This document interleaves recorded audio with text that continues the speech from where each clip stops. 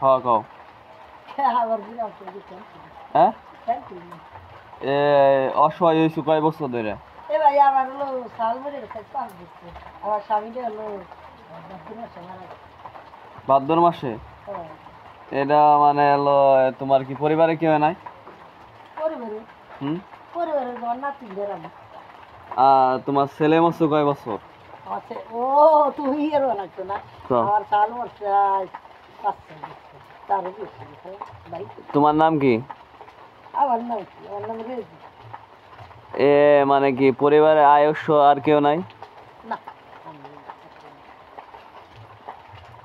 আর এই যে যে মনে করো যে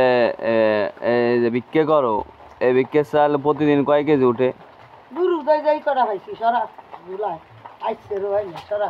আচ্ছা না তোর বেন জীবন বেরিয়ে গেছে হ্যাঁ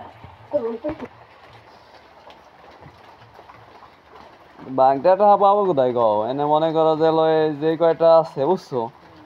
এর ভিতরে মনে করো যে তুমি কি তোমার টুন কোনোটা আছে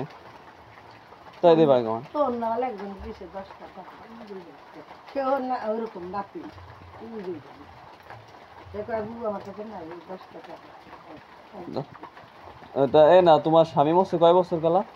আমার স্বামী মরছিল ভাদ্র মাসে আর আমার সাল মরছে 7 করছে তোমার আর নাতিন কয়টা নাতি তিন যে তিনটা মাদ্রাসা করে বড় দেইছিলে যখন তাই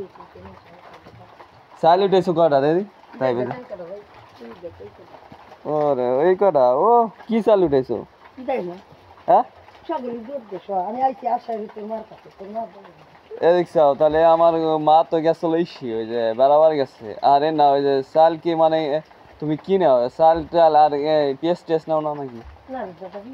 তাহলে এদিক চাও চাল আছে না আমি দেখতেছি খারাপ থাকলে দি কটা নিলাম চাইছিল আর এই বৃষ্টির ভিতরে যাবা কোথায় বসো বোঝো না আলো তুমি দেও রে কটা নকটা গাই নাকতে কেমালে তো তাড়ি এদিক চাও সব কিছুর মালিক মনে করো যে আল্লাহ বোঝো না এনে মনে করো যে কার কোন সময় কি বিবাদ হবে এটা আল্লাহ জানে আরে ভাই আমার সাল হঠাৎ করে গেছে না না হঠাৎ কি সুস্থ ছিল না অসুস্থ দুরু ভালো সাল ডাকাত বাড়ি কয় সাল তোমার আমার একটা এদিক নিয়ে যাও দিলে ভাই দেখ গেছে নি তাই থাকি চাই তো থাকি জমিদার বাড়ি না বোঝো না আমাকে টাকা পয়সার অভাব আসেনি বোঝো না এনে ইসে মানে এটা করা ছাড়া কি তোমার কোনো কাটকুট আসেনি না দাদা আবার কাট করতে নাই সব কে কে কাটকুট করে দেয় না তোর যে বস হুম দেখেন না আজকে চাইলে হয় নাই ভাই আমি তো ঘুরি ঘোরা দেখালে মেলাতে